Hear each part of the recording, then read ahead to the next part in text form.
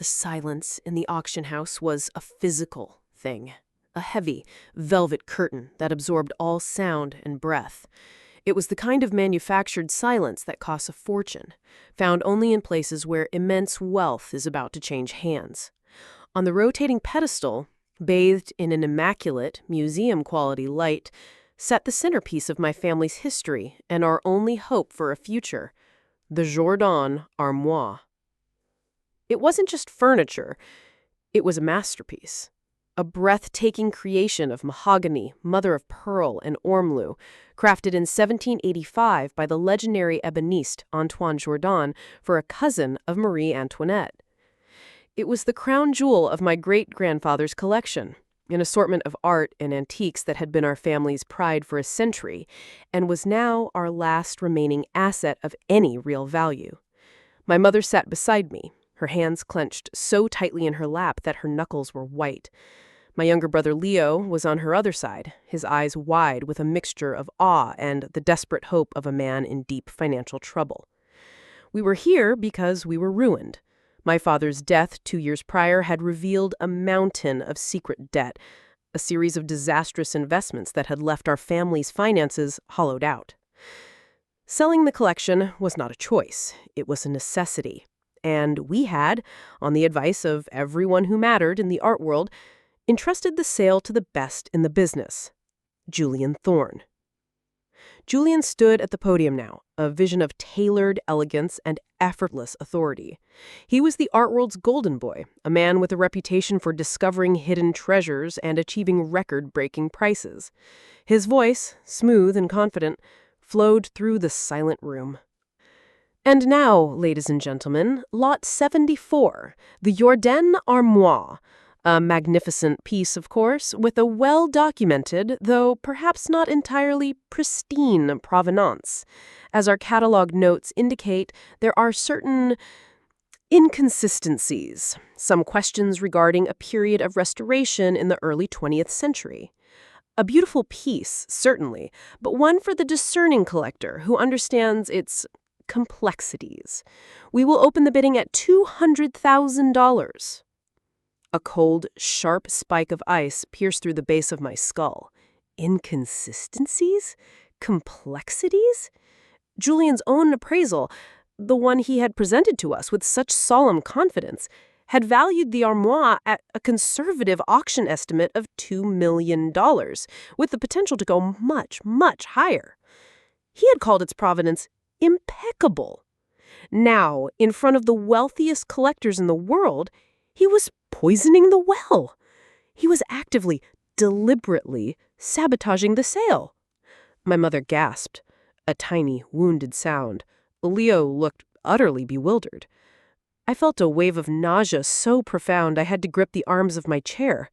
The bidding was sluggish, anemic. The auctioneer's calls echoed in the cavernous, silent room, each one a hammer blow against my family's future. It ended in less than a minute. Sold for $350,000 to paddle number 118. A pittance. A funeral price. It was enough to keep the banks at the bay for a few months, but it was not salvation. It was a slow, lingering death sentence. My mother began to weep silently, her shoulders shaking. Leo stared blankly at the stage, the hope draining from his face, leaving behind a gray, defeated mask. I didn't look at them. I looked at paddle number 118. The man who held it was a small, nondescript figure in the back of the room. He didn't look like a collector. He looked anonymous. As the room began to stir, he caught Julian's eye across the crowded floor, and Julian, for the briefest, most infinitesimal fraction of a second, gave him a nearly imperceptible nod. And in that moment, I knew. This wasn't a bad auction. This wasn't a mistake. This was a heist. A sophisticated, elegant, and utterly ruthless crime, orchestrated by the one man we had trusted to save us. He hadn't just failed us. He had systematically, deliberately, and brilliantly destroyed us. And he had done it right in front of our eyes. Have you ever placed your entire trust, your entire future in the hands of an expert, only to realize that their expertise was being used not for you, but against you? It's a violation that robs you of not just your assets, but your own judgment, your own sense of reality. Let me know in the comments where you are watching this from. If you have ever felt the chilling realization that you've been expertly deceived by someone you admired, please like this video and subscribe. This is a community that understands that the most dangerous lies are the ones told with a confident smile. To understand the intricate, venomous web that Julian Thorne had woven, and the almost impossible task I faced in proving it, you have to understand the world I came from, a world of hidden details, of patient observation, of secrets that only the objects themselves could tell. My name is Clara Bishop. While my great-grandfather was a renowned collector, I was the family's quiet scholar. From the time I was a little girl, I felt more at home in the silent, dusty rooms of our old house surrounded by his collection than I did anywhere else. I didn't see objects of value, I saw stories. I saw the faint, ghostly fingerprints of the artisans who made them, the subtle signs of the lives they had lived. My passion wasn't for the art itself, but for its preservation. I became an art restorer, specializing in antique furniture and decorative arts. It's a profession that requires a unique set of skills: the patience of a saint, the precision of a surgeon, and a deep, almost obsessive attention to detail. My superpower, if you could call it that, was my eye. I could see things other people missed. The subtle variation in the patina of a bronze fixture that suggested a later repair. The microscopic traces of a modern synthetic fiber caught in a 200-year-old varnish. The almost imperceptible difference in the crequelure of a painted panel that indicated it had been artificially aged. I was a detective whose victims were objects and whose crimes were the forgeries and deceptions of time. I spent 5 years training in a prestigious workshop in Florence, learning the old world techniques. When I returned, I didn't seek a high-profile museum job. Instead, I opened a small, private restoration studio in the converted carriage house behind my family's home. I took on quiet, complex projects for discerning clients. I wasn't famous, but within a small, elite circle of curators and serious collectors, I had a reputation for being one of the best. My life was like my work, quiet, methodical, and lived in the details. My father's death and the subsequent discovery of his financial ruin shattered that quiet world. My mother, a wonderful woman who had lived her life comfortably in the bubble of my father's protection, was completely lost. My younger brother, Leo, a well-meaning but impulsive man who had just sunk his life savings into a failed tech startup, was in a state of perpetual panic. I was the one who had to be the rock, the one who had to go through the grim accounting of our new reality. The collection was our only way out, and for a sale of this magnitude, there was only one name on everyone's lips: Julian Thorne. He was more than a dealer. He was a brand. He had a hit television show where he would discover lost masterpieces in dusty attics. He had written a best-selling book. He was charming, handsome, and exuded an aura of unimpeachable expertise. When he came to our house for the initial consultation, he swept my mother and brother off their feet. He walked through the rooms, his eyes alight with what appeared to be genuine reverence. He would gently touch a piece of silver, murmuring about its silversmith. He would stare at a painting, sighing about the artist's tragic life. He was a master performer. "This collection," he had said, his voice a low, respectful hush as he stood before the Jourdain armoire. "It is a national treasure. Your great-grandfather had an astonishing eye. It will be the honor of my career to handle this sale. We will do him justice. We will achieve a result that will secure your family for generations." He made us feel like we weren't just selling off our heritage. We were participating in a grand cultural event. He was offering us not just a solution, but a story we could live with. My mother was enchanted. Leo was relieved. Only I felt a tiny, nagging splinter of unease. It was the way he looked at the armoire. It wasn't the look of an admirer. It was the look of a predator, a cool, calculating assessment of value. But I dismissed it. I told myself I was being paranoid, my grief making me overly suspicious. I had no evidence, just a flicker of professional intuition. So I stayed silent. It was the biggest mistake of my life. Over the next 3 months, Julian and his team meticulously cataloged every piece. He was in our house constantly. He was solicitous and kind, always asking after my mother, offering Leo networking opportunities, and treating me with a kind of patronizing respect. "Clara, your eye for detail is remarkable," he'd say if I pointed out a small, previously unnoticed maker's mark. "You have your great-grandfather's gift. It's such a shame the restoration field is so niche. A talent like yours deserves a grander stage."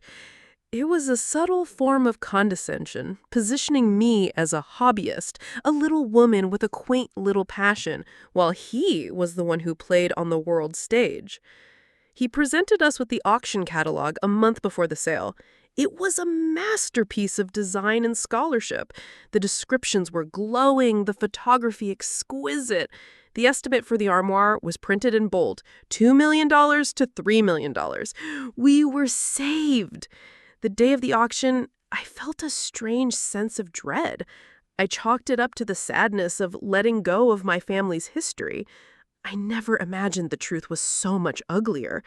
When Julian stood at that podium and began to systematically dismantle the value of our most important piece, with his talk of inconsistencies and complexities, I felt the floor drop out beneath me.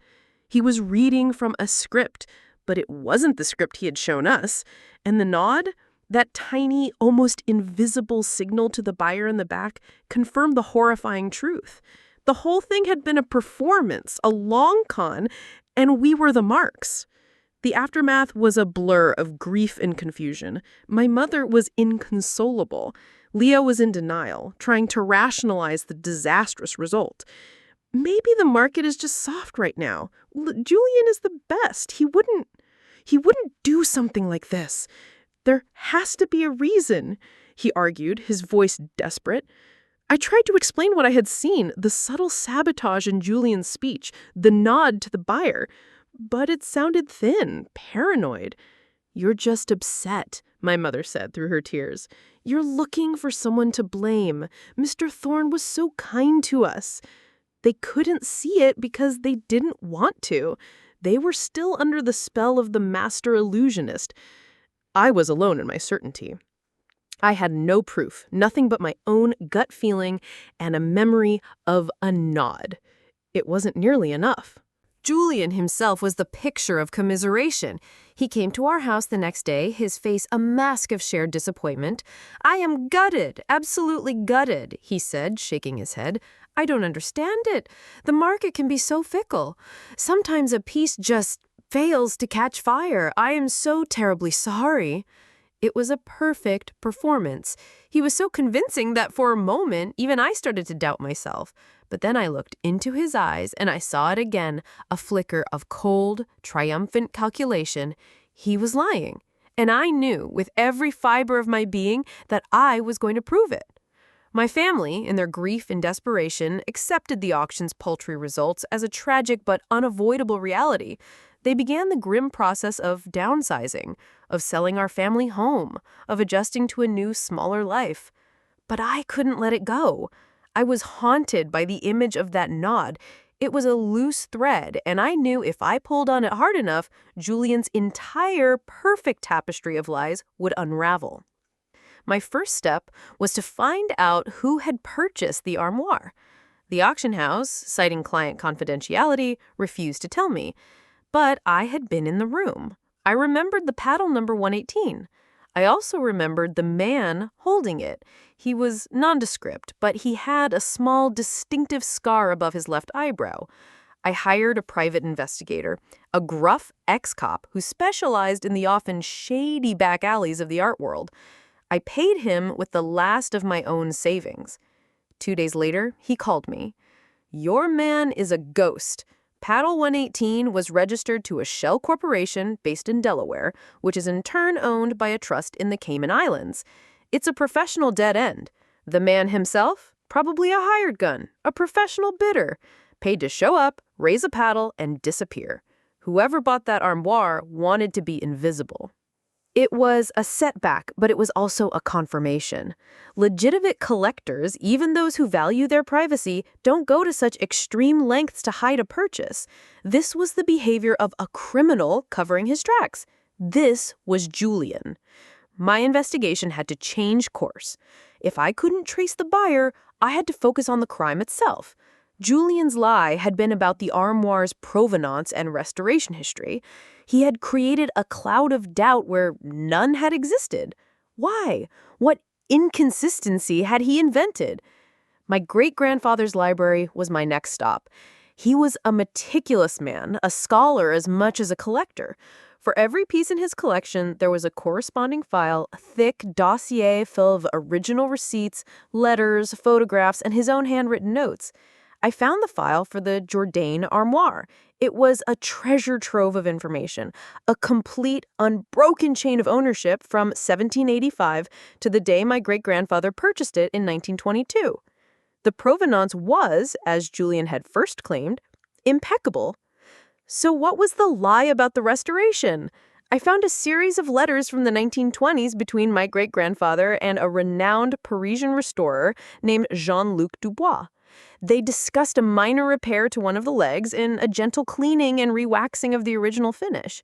It was standard, expert conservation work, the kind that enhances rather than diminishes a piece's value. There were no complexities. There was nothing that would justify Julian's words. So he had simply invented it. A lie told to a room of experts who, without time to do their own deep research, would have to take the world's most famous dealer at his word. If Julian Thorne said there was a problem, there must be a problem. It was a brilliant, cynical manipulation of his own reputation. But it was still his word against the documents. I needed more. I needed physical proof. I needed to see the armoire itself. But it was gone, hidden away behind a shell corporations. How could I prove something about an object I couldn't access? The answer, I realized, was not in what was missing, but in what was left behind. In my great-grandfather's file, there was a series of high-resolution glass plate photographs of the armoire, taken in 1922, right after he acquired it.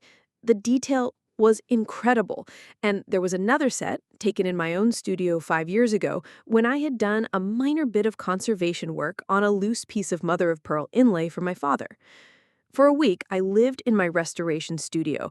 I projected the images onto the wall, side by side, magnifying them until the grain of the wood was as wide as my hand. I spent hours, days, staring at them, my restorer's eyes scanning every inch, every joint, every carved leaf. I was looking for a ghost, a detail so small, so insignificant that no one else would ever have noticed it. And on the 8th day, under the intense, unforgiving glare of my work lamp, I found it. It was in the ormolu, the gilded bronze mounts that decorated the armoire's corners.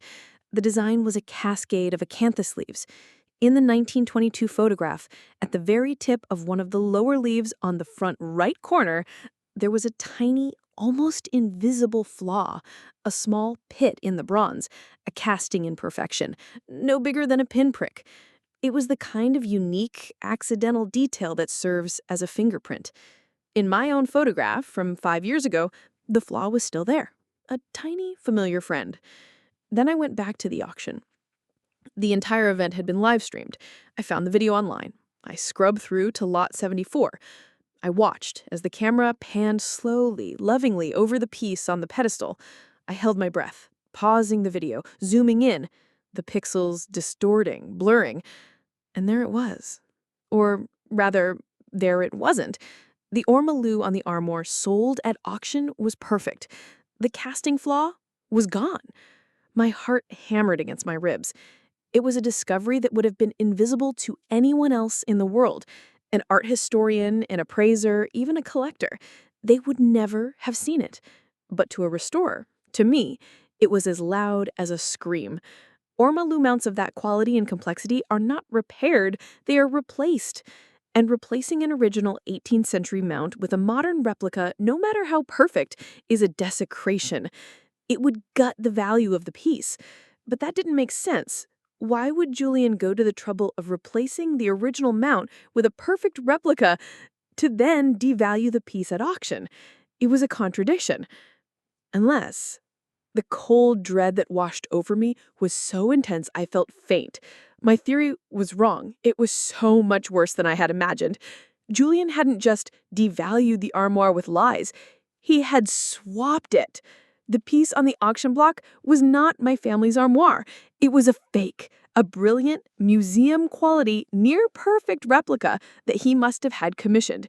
He had taken the real armoire, our precious family heirloom, and replaced it with a forgery. He then sabotaged the sale of the forgery, having his shill bidder buy it for a pittance to complete the illusion. The fake would disappear into the labyrinth of shell corporations, never to be seen again. And Julian was now in possession of the real Jourdain armoire, a masterpiece worth millions, which he had acquired for free.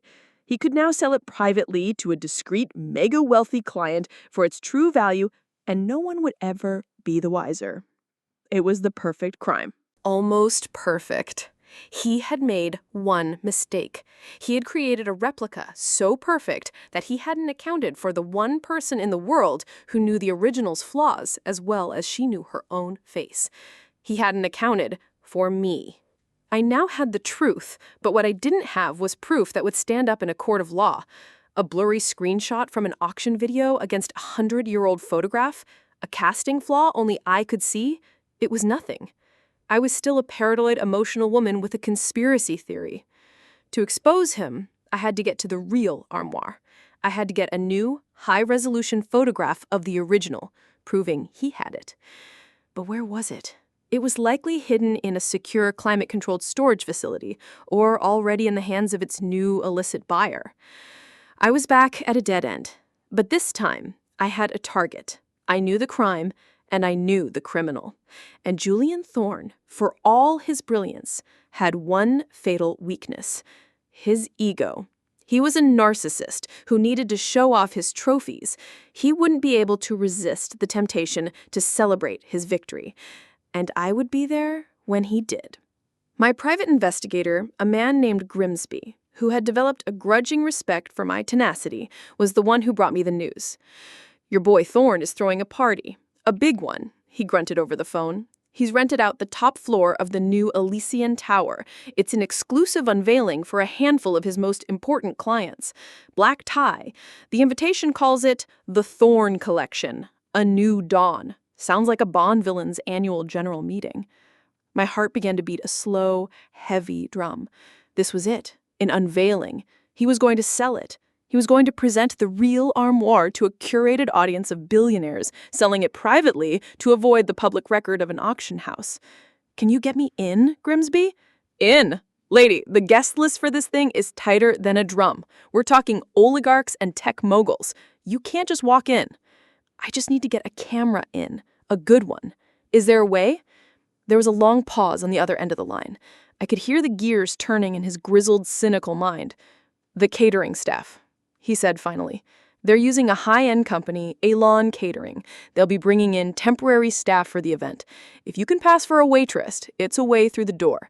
It's a long shot, and it's dangerous. If you're caught, Thorne will crush you." It was a risk, a massive one, but it was my only chance. I spent the next week preparing. I dyed my hair from its natural brown to a nondescript black and pulled it back into a severe bun. I bought a pair of thick, black-rimmed glasses that hid my eyes and changed the shape of my face. I practiced speaking in a flat, monotone voice. The chameleon who had disappeared into other people's prose would now disappear into a crowd. Using a fake resume and a set of forged references Grimsby procured for a hefty fee, I got a one-night gig as a server with Elon Catering. The night of the party, my stomach was a knot of pure, cold dread. The Elysian Tower was a needle of glass and steel that scraped the sky. The top floor was a cavern of minimalist luxury, with floor-to-ceiling windows that looked out over the glittering city. And in the center of the room, on a raised platform, bathed in the soft, reverent light, was my armoire. Seeing it again, the real one, sent a jolt through me that was part love, part fury. It was as beautiful and perfect as I remembered. My hands, hidden by the white gloves of my uniform, were trembling. My job was to carry a tray of champagne flutes and be invisible.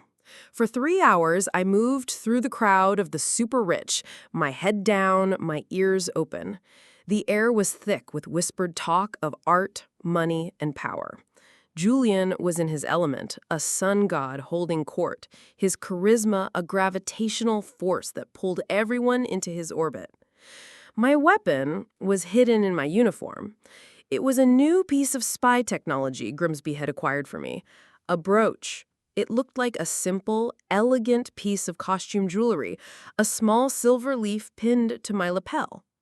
It was, in fact, a high-resolution, wide-angle macro camera capable of taking incredibly detailed photographs, activated by a tiny concealed button in my pocket. I needed to get close enough for the macro lens to capture the tiny, pinprick flaw in the ormolu. But the armoire was on a raised platform with a velvet rope around it. No one was allowed near it. My chance came halfway through the evening. Julian took to the stage for his grand presentation. As he began to speak, his voice weaving a spell over the captive audience, I saw my opening. The other servers were clustered by the walls, listening. All eyes were on Julian. No one was looking at the back of the platform. My heart hammering against my ribs. I took a tray of empty glasses and began to walk, slowly, deliberately, towards the service door located behind the stage. My path would take me directly behind the armoire. My body would be hidden from the crowd by the bulk of the piece itself. I moved with the practiced invisibility of a servant. Head down, quiet footsteps. I reached the back of the platform. My hands were slick with sweat inside my gloves. I had one chance. I pressed the button in my pocket. The brooch camera was silent, its lens like a tiny, unblinking eye. I needed to get the angle right, to capture the front right corner. I pretended to stumble slightly, steadying myself against the platform, my body leaning in just a few inches closer. I pressed the button again. And again. You. A voice, sharp and cold, cut through the air behind me. I froze. It was Julian's head of security, a mountain of a man in a tight-fitting suit. He had been standing in the shadows by the service door. My blood turned to ice. "What are you doing back here? Staff are to remain at the perimeter during the presentation." "I'm sorry," I mumbled, my voice a flat, nervous whisper, not entirely an act. "Just clearing the glasses." He stared at me, his eyes cold and suspicious. My heart was a wild bird trapped in my chest. He held my gaze for an eternity, then gave a curt, dismissive nod towards the door. "Get back to the kitchen." I scurried away, my whole body trembling. I didn't know if I had gotten it. I had to get out now. In the chaos of the kitchen, I slipped out a back entrance, tore off my uniform in a deserted stairwell, and ran out into the cold night air, the brooch clutched in my hand like a holy relic. I didn't sleep that night. I huddled in Grimsby's cramped, cluttered office, the air thick with the smell of stale cigars, while he worked his magic. He carefully removed the micro SD card from the brooch and loaded the images onto his computer. My hands were shaking too badly to work the mouse. The first few images were blurry, useless. Then the fourth image loaded. It was sharp. It was clear. It was a perfect, high-resolution shot of the front right corner of the armoire. Julian zoomed in and in and in until the pixels resolved into a perfect, damning image. There, at the tip of the acanthus leaf, was the flaw, the tiny, beautiful pinprick of a pit in the bronze. My fingerprint. My proof. Well, I'll be damned, Grimsby whispered, a slow grin spreading across his face. You got him, kid. You got the son of a bitch. The relief was so overwhelming, it was like a physical blow. I had done it, but the evidence, as powerful as it was only half the battle. How could I use it? If I went to the police, it would be a long, complicated investigation. Julian would use his army of lawyers to bury us in paperwork, to cast doubt, to create a smokescreen. The armoire would disappear before any warrant could be served. A lawsuit would take years and cost a fortune we didn't have. I needed to do this my way. I needed to destroy him in the same way he had destroyed us, publicly, elegantly, and without mercy. I had the physical evidence. Now I needed to build the stage for its grand reveal. I spent the next 2 days crafting a document. It was not a legal complaint. It was a museum-quality research paper, a formal expert analysis and authentication report. I wrote it not as a victim, but as a professional. I laid out the entire history of the Jourdan armoire using my great-grandfather's notes and my own research. I included the 1922 photographs, I included the screenshots from the auction, and then I included the new high-resolution photos from the brooch camera. I created a devastating side-by-side comparison with arrows pointing to the flaw in the 1922 photos and my new photos, and its conspicuous absence in the auction photos. I wrote a detailed analysis of the casting techniques of 18th century ormolu, explaining why such a flaw was a unique marker and why the perfect version sold at auction was an impossibility. My report was a cold, academic, and utterly irrefutable indictment. It didn't scream fraud. It proved it with the quiet, devastating authority of scholarship. Now I needed an audience. Grimsby, through his network of informants, discovered the name of the man Julian was selling the armoire to, a reclusive, notoriously private Swiss billionaire named Klaus Richter, a man whose passion for 18th century French furniture was matched only by his pathological hatred of forgeries and scandals. He was the perfect target.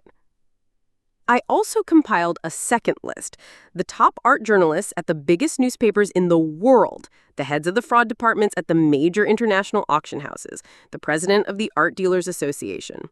The people who made up the bedrock of the legitimate art world, the people whose collective judgment could make or break a reputation forever. The plan was simple. I would not confront Julian directly. I would detonate the bomb and let the shrapnel do the work for me. The night before Richter was scheduled to finalize his purchase of the armoire, I sent an email. A single, encrypted email sent simultaneously to Richter and to every person on my list. The subject line was simple: regarding the provenance of the Jourdan armoire sold by Thorne Galleries. The body of the email contained only a link to a password-protected website. The password was a single word: inconsistencies. The website contained only one thing: my meticulously crafted 20-page authentication report, available to view and download as a PDF. I hit send. And then I turned off my computer, unplugged my phone, and for the first time in months, I slept. The ghost had planted the seed. Now I just had to wait for the forest to burn. The aftermath was not a single explosion, but a series of controlled, cascading demolitions that brought Julian Thorne's empire crashing down around him. I didn't have to leak the story to the press. The press was already on my email list. The first article appeared less than 12 hours after I sent the email. It was on the website of a major international newspaper, written by their most respected investigative art journalist. The headline was brutal: "The Thorne Deception. Expert report alleges multi-million-dollar forgery and fraud scheme by famed art dealer." The article didn't just report on my findings. It verified them. The journalist had sent my report to 3 independent, anonymous experts in French decorative arts. Their conclusion was unanimous. My analysis was flawless, irrefutable, and deeply disturbing. By noon, the story was everywhere. It was a feeding frenzy. The art world, a notoriously gossipy and cutthroat industry, turned on Julian with a vengeance. His rivals, who had long envied his success, were now gleefully providing anonymous quotes about his sharp practices and rumored indiscretions. The narrative was set. Julian Thorne, the golden boy, was a fraud. Klaus Richter, the Swiss billionaire, reacted with swift and surgical precision. He didn't just cancel the sale, he filed a criminal complaint with the International Art Crime Unit. He was furious, not just at the attempted fraud, but at the public humiliation. His reputation had been built on his infallible eye, and Julian had made a fool of him. He would not be merciful. The authorities, armed with my report and Richter's complaint, raided Julian's gallery and his private storage facilities. They found it, of course, the real Jordan armoire hidden away, waiting for its illicit sale. They also found the replica, the one from the auction, tucked away in a dusty corner. The crime was no longer an allegation. It was a matter of physical evidence. My family watched the news unfold in a state of stunned disbelief. The brother who had been in denial, the mother who had been under Julian's spell, they finally saw the truth. Not because I had convinced them, but because the entire world was screaming it. The sense of validation was profound, but it was bittersweet. Their trust in him had been a deeper cut than I had allowed myself to admit. There was no grand confrontation with Julian. I never saw him again. He was arrested, his assets were frozen, and he was buried under an avalanche of lawsuits and criminal charges. His career was over. His name, once a mark of prestige, was now a synonym for deceit. I had not just exposed a single crime. I had shattered the carefully constructed illusion that was his entire life. My revenge was not just in recovering my family's property. It was in the total public annihilation of his credibility, the one currency he truly valued. The Jordan armoire was returned to us, a silent, beautiful refugee from a war I had won. There was talk of a second auction, one that would now surely fetch a record-breaking price, but when my mother and brother looked at the armoire now, they didn't see a solution to their financial problems. They saw a symbol of their own gullibility, a painful reminder of their failure to trust me. In the end, it was my decision. We didn't sell it. Instead, I arranged for its long-term loan to a major museum. It would be placed in their permanent collection with a small brass plaque that read, "The Jordan Armoire, from the collection of Thomas Bishop, authenticated and conserved by his great-granddaughter, Clara Bishop." My name, my work, my legacy, finally intertwined with his, not as a shadow, but as an equal. The money from Julian's seized assets, once the legal battles were over, was more than enough to solve my family's financial problems. But the real victory was not financial. My relationship with my mother and brother began a slow, difficult process of healing. Their respect for me, born from the ashes of their humiliation, was a strange and unfamiliar thing. It was a start. My own life was transformed. My small, quiet restoration studio was suddenly flooded with requests from the world's most important museums and collectors. I was no longer a niche hobbyist. I was the woman who had taken down Julian Thorne. I was the restorer with the infallible eye, the one who saw the truth when no one else could. I had my choice of projects, my own grand stage. I had found my voice, not in words, but in the silent, irrefutable language of objects. My victory was born from a lifetime of quiet observation, from a skill that others had dismissed as quaint. I had taken my greatest passion, the thing that made me who I was, and I had honed it into a weapon. And with it, I had not just saved my family's past, I had built my own future. Have you ever used your own unique, perhaps even underestimated skill to solve a problem that seemed insurmountable? Share your story in the comments below. Your quiet victories, achieved through your own specific talents, are the most inspiring stories of all. And please don't forget to like this video and subscribe for more stories about the power of seeing what no one else can. Remember, the truth is always there. You just have to know how to look for it.